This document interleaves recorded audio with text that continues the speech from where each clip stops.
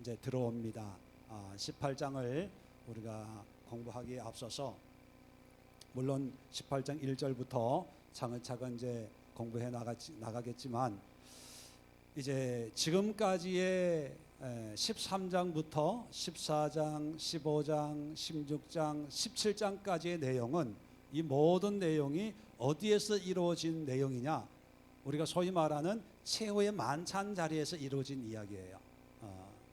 그러니까 요한은 다른 이야기는 아주 스토리 전개가 빨리 이루어지는데 이 최후의 만찬에서는 13장부터 17장까지 긴 스토리를 자세하게 설명을 해주고 있다는 거죠.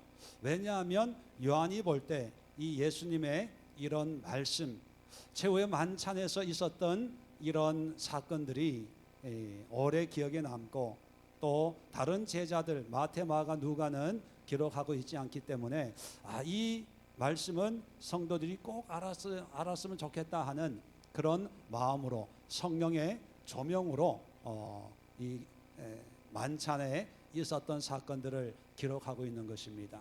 자, 만찬에서 이제 17장으로 끝나고 18장 1절을 보면 예수께서 이 말씀을 하시고 제자들과 함께 기드론 시내 건너편으로 가시니, 자, 이 말씀을 우리가 좀 더 자세하게 이 상황을 먼저 보면 이게 성전입니다. 이게 예루살렘이라고 생각을 하고 성전인데 이제 기드론 시내를 건너 그곳에 동산이 있는데, 자, 이 동산이 뭐냐? 이게 감람산입니다.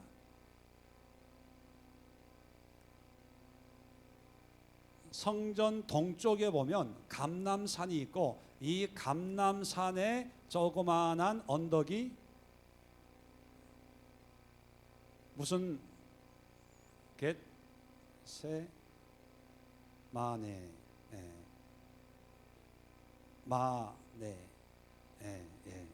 겟세마네. 그리고 기드론 시내라고 하는 것이 뭐냐면 사실 시내라고 해서 물이 흐르는 그런 시내가가 아니고 기드론 계곡입니다. 이 예루살렘 성전과 감람산 사이에 있는 것이 기드론 계곡인데 비가 오면 여기에 물이 흘러요. 근데 비가 안 오면 그냥 말라 있는 그런 와디죠, 와디. 그래서 여기는 시다라고 표현했는데 원래 계곡입니다. 그래서 예루살렘 성전에 가려면 이게 동서남북으로 보면 이게 동쪽 문이에요. 동쪽 문을 신약 시대는 뭐라고 불렀냐면 미문. 사도행전 3장에 보면 이 미문의 안전뱅이를 요한과 베드로가 기도하러 가다가 안전뱅이를 일으킨 그런 사건이 있죠. 이 동쪽 문을 미문이라고 그래요. 아름다운 문, 뷰티풀 게이트 이렇게 얘기하는데 왜 여기를 미문이라고 하냐 하면 성전에서 가장 중요한 문이 바로 동문입니다. 왜 동문이 중요하냐 하면 스가랴나 이 선지자들이 메시아가 임할 때에 어느 문으로 임하냐 하면 동문으로 임한다. 동쪽을 향한 문을 통해서 임한다고 그렇게 예언이 되어 있어요. 그리고 또 메시아가 감람산에 임한다고 예언이 되어 있거든요. 그래서 예수님께서도 감람산에서 승천하신 다음에 그 예수님을 바라볼 때 천사들이 너희가 보는 것처럼 다시 오실 것이다 라고 했기 때문에 유대인들도 그렇고 우리 기독교인들도 그렇고 메시아가 예수님이 다시 재림할 때는 감람산으로 재림할 것이다. 성경적으로 물론 재림의 방법은 모르겠지만 그렇게 생각을 합니다. 또 유대인들도 메시아가 임하면 감람산에 임해서 이 감람산을 통해서 동문으로 성전으로 들어오실 거다. 그런 말씀을 붙들고 있는 거죠. 그래서 지금 또 가보면 아마 예수님 당시에도 그랬을 텐데 이 감람산 성전을 바라보는 쪽은 뭐가 있냐면 다 무덤들이에요. 지금 또 무덤들이에요. 예. 인터넷에 이렇게 들어가 보면요, 여기에 뭐 별의별 왕의 옛날 죽은 왕의 무덤, 또 죽은 선지자의 무덤, 그리고 뭐 이름도 없는 그냥 산 전체가 다 비석이에요, 비석. 그리고 이 성전 이 문 밑까지도 다 무덤이에요, 무덤. 여러 그 성전 순례 다녀오신 분 혹시 계시나요? 아유, 다행입니다. 혹시 또 난 안 가보고 그냥 안 가본 사람이 목소리 더 크거든요. 다 무덤이에요, 다 무덤. 다 무덤인데 예수님 당시에도 그랬을 거예요. 왜? 그때도 메시아를 대망하는 그런 시대였으니까.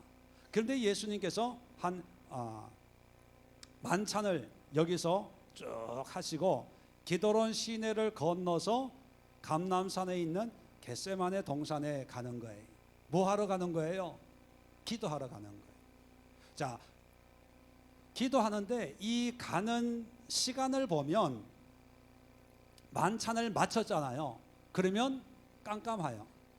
그러니까 그 시간대를 보면 예수님을 찾으러 온 사람들이 3절에 보면 등과 횃불과 무기를 가지고 그리로 오는지라. 왜 등과 횃불이냐면 저녁 만찬을 먹고 그리고 나서 13장부터 17장까지 이런 성찬식과 세족식과 또 기도까지 다 하고 기드론 계곡을 건너가지고 겟세마네 동산까지 오니까 깜깜한 거죠.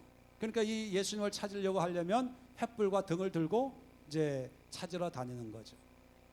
자, 그러다가 이제 4절에 예수께서 그 당할 일을 아시고 나아가 이르시되 너희가 누구를 찾느냐. 자, 보세요. 너희가 누구를 찾느냐 하니까 5절에 나사렛 예수를 찾습니다, 이런 대답을 하는 거예요. 자, 내가 바로 그 사람이다 라고 하니까 6절 보세요. 예수께서 그들에게 내가 그리라 하실 때 그들이 물러가서 땅에 엎드러지는지라. 왜 엎드러질까요? 예수님을 찾으러 오는 사람한테 누구를 찾느냐. 예수를 찾습니다. 내가 그 예수다. 어이 깜짝이야. 왜 엎드러질까요? 여기에 뭐 이 찾으러 오는 사람들이 예수의 신분이 뭐 메시아시고 이런 게 아니라 상황적으로 보면 온 산을 뒤져야 찾을 수 있는 상황이에요. 물론 유다가 예수님이 겟세마네 동산 감람산으로 가실 거다라고는 얘기했겠죠. 그런데 겟세마네 동산에서 기도하러 갈 거다까지는 얘기 안 했을 수도 있어요. 그러니까 이 횃불을 들고 깜깜한 밤에 온 산을 뒤지고 있겠죠. 자, 그런데 무덤 속에 어떤 사람이 움직이는데 사람인 것 같아. 그래서 그 사람한테 다가가려고 하는데 사실 성경을 보면 예수님이 먼저 물어봐요. 너희가 누구를 찾느냐. 그럴 때 예수를 찾습니다 라고 하니까 내가 예수다 하니까 놀라는 거예요. 왜요? 찾기 어렵다고 생각했던 찾아다니는 그 사람을 직접 만나니까, 그리고 그것도 예수가 직접 다가와서 누구를 찾습니까? 물어보니까 자기는 그냥 지나가는 사람인 줄로 알고 있었겠죠. 그래서 놀라는 거예요. 내가 범인을 그냥 내가 잡아가는 게 아니라 그냥 본인이 나와가지고 나한테 내가 그 사람입니다 하니까. 자, 여기서 우리가 한번 생각해 봐야 될 것이 뭐냐면 내가 그니라는 말이에요. 내가 그니라. 내가 그 사람이다. 내가 예수다 하는 거예요. 자, 이것을 세 가지 관점에서 한번 생각하는데, 상황적인 관점, 그 다음에 성경적, 신학적.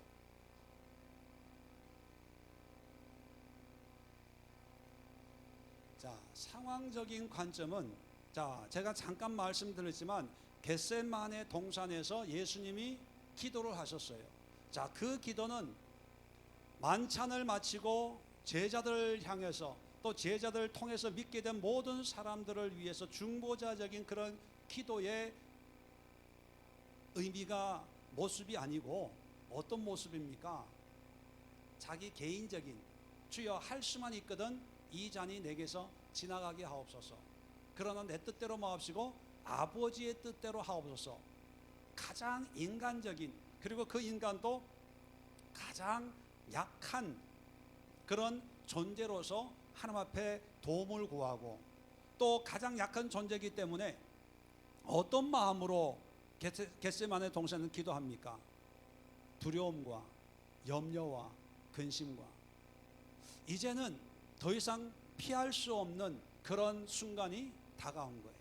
어떻게 보면 예수님이 3년 반 동안 공생애를 했지만 사실 그 3년 반 동안의 공생애의 최종 종착역에 다다르는 그런 순간인 거죠. 그래서 성경에 보면 누가복음 22장 44절에 예수께서 힘쓰고 애써 더욱 간절히 기도하시니 땀이 땅에 떨어지는 핏방울 같이 되더라. 자, 이 상황적으로 겟세마네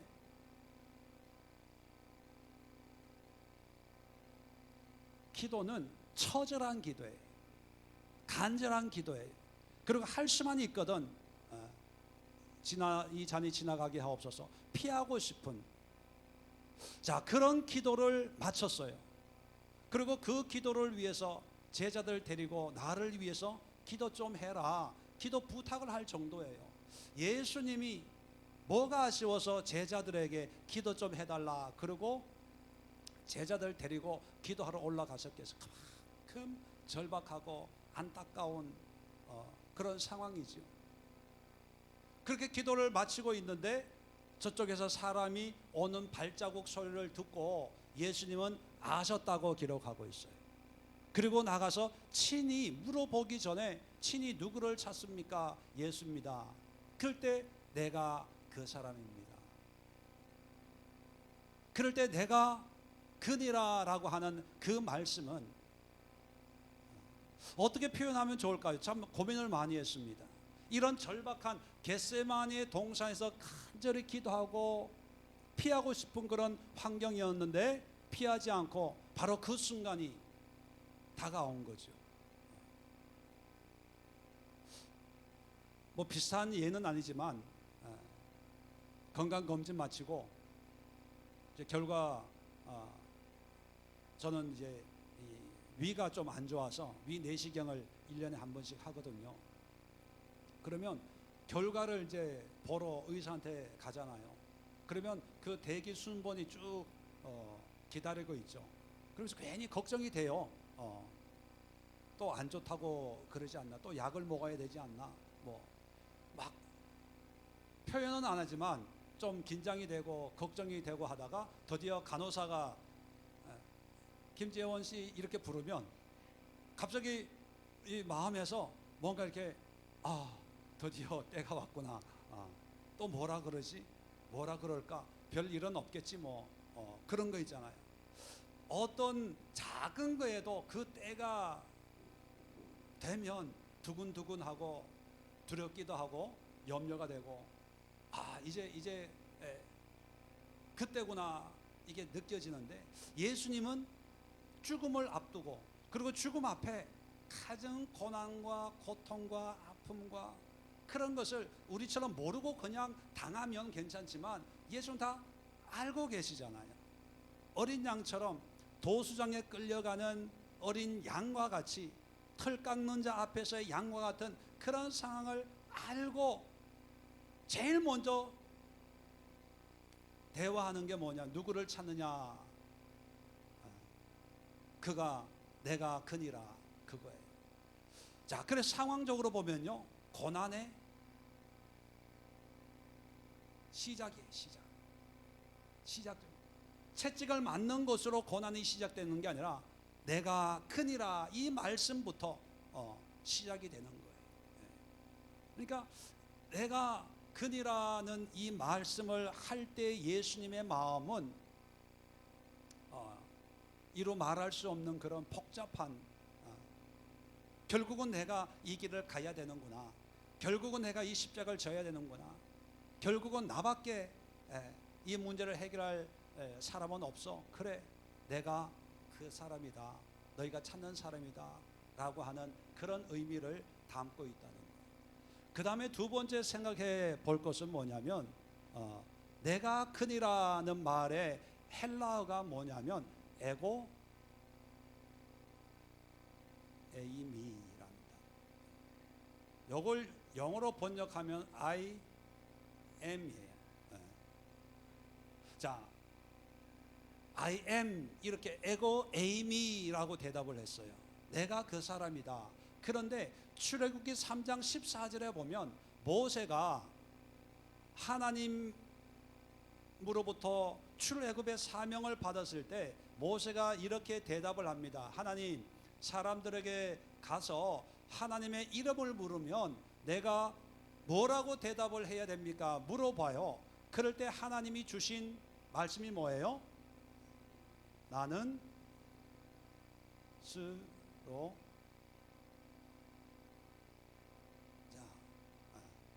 나는 스스로 있는 자, 멋있게 표현하는데 영어로는요 I am이 I am. 나는 그냥 있는 자예요. 이걸 being, 그냥 존재하는 거, 존재하는 거. 누구로부터 만들어진 것도 없고 끝도 없는 그냥 나는 이다예요. 나는 존재하는, 스스로 존재하는 자, 그 의미가 I am이라는 거죠. 그 스스로 있는 자의 헬라어가 에고 에이미예요. 에고 에이미. 그러면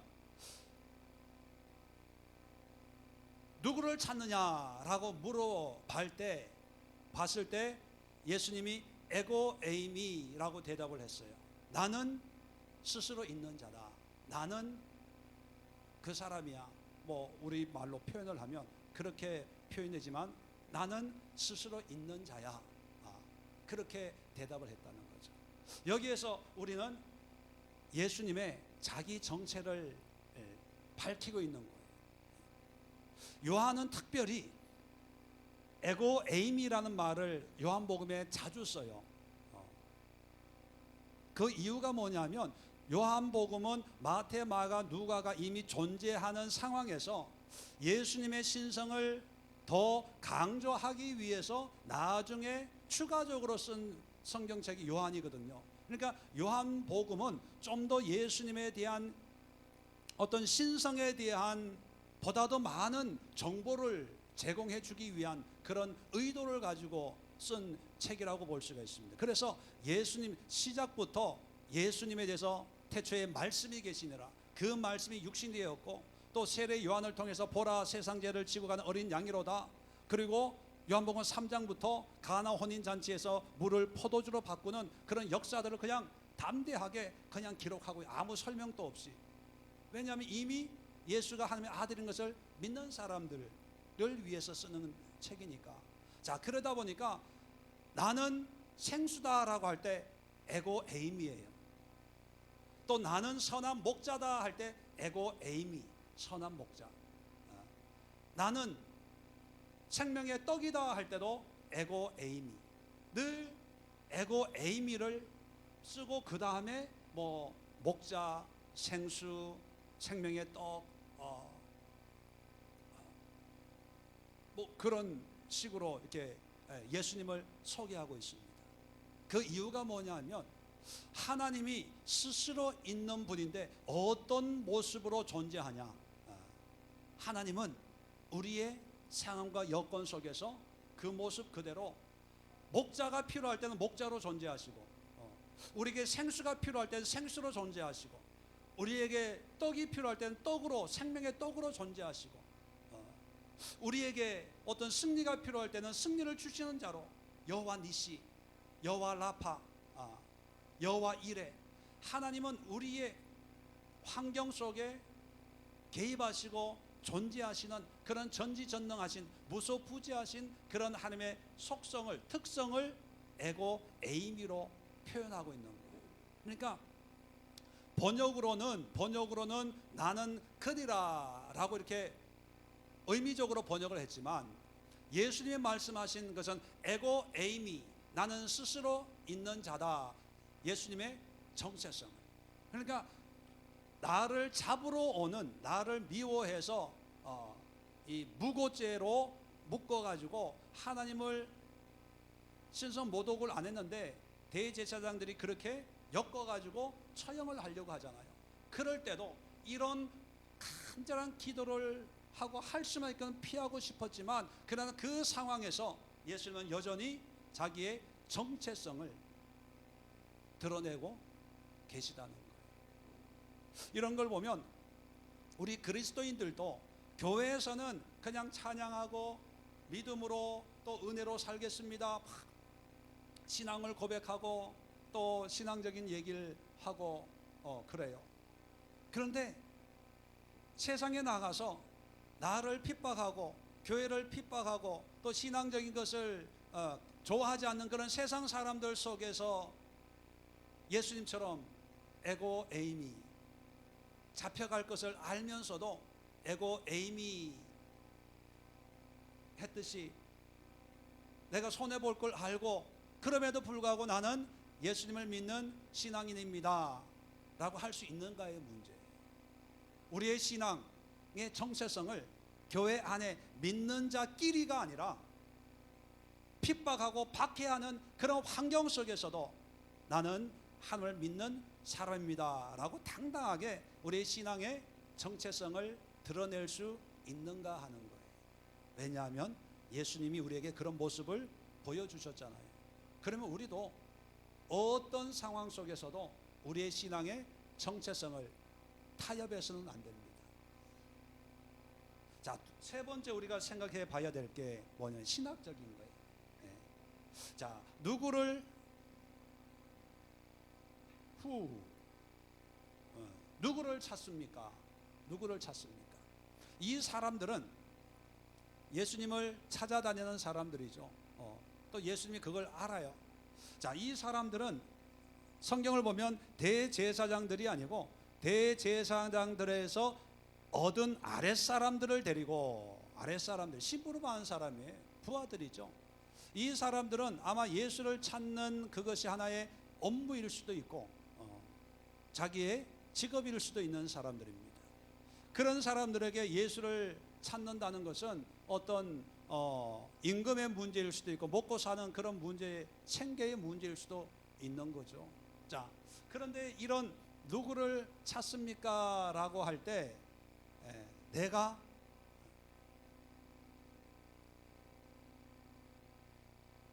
그리라 라고 하는 것은 뭐냐 하면,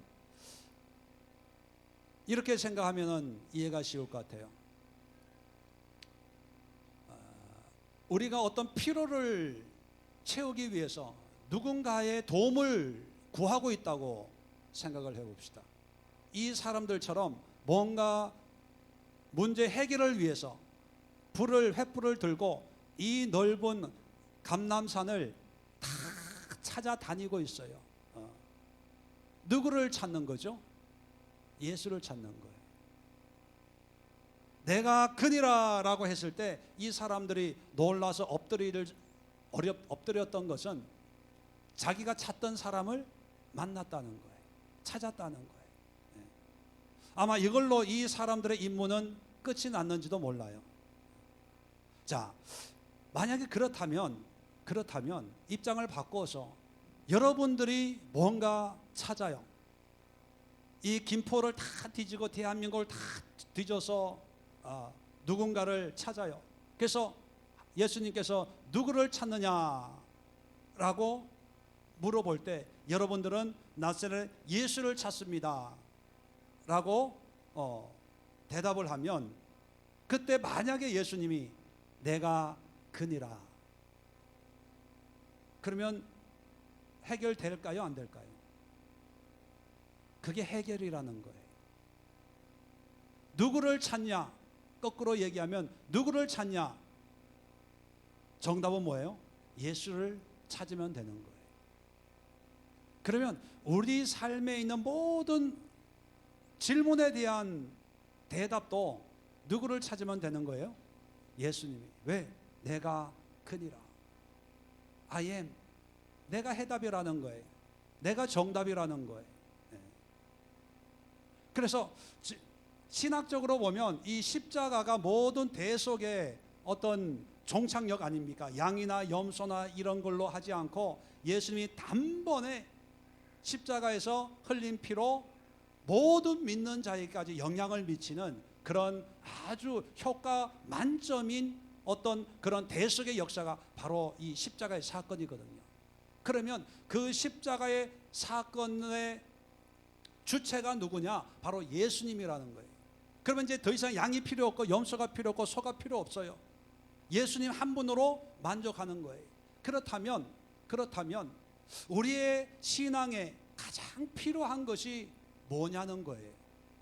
우리의 삶에 가장 중요한 것이 뭐라는 거죠. 내 인생에 내 환경에서 가장 소중하고 가장 있어야 되고 우리가 근본적으로 찾아서 헤매 다녀야 될 어떤 그런 무언가가 무엇이냐는 거죠. 그게 내가 그니라예요. 그니라. 그래서 결론적으로 말씀하면 지금 경제적인 문제 때문에 힘들어가지고 경제적인 문제 해결을 위해서 횃불을 들고 이 등을 들고 온 세상을 찾아다니고 있는 사람이 있다면 누구를 만나야 돼요? 예수를 만나서 예수님이 내가 그니라, 내가 그 사람이야, 너 문제를 해결해 줄 수 있는 사람은 나야. 나 I am 나야. 그게 믿음이고 그게 신앙이고 그것을 예수님이 우리에게 보여주고 있다는 거예요. 육신의 질병으로 이 문제를 해결하기 위해서 온 땅을 찾아다니고 있을 때 누구를 찾냐라고 할 때 예수를 찾습니다. 그럴 때 내가 크니라. 바로 맞아서 네가 찾는 그 예수가 바로 나야. 나를 만나면 돼. 그렇다면 질병의 문제를 가지고 기도하는 사람들에게 예수님이 내가 크니라 그 사람이야. 다른 걸 찾지 마. 다른 걸 의지하지 마. 다른 거에 기대를 가지지 말고 내가 바로 그 사람이야. 바로 찾은 거야.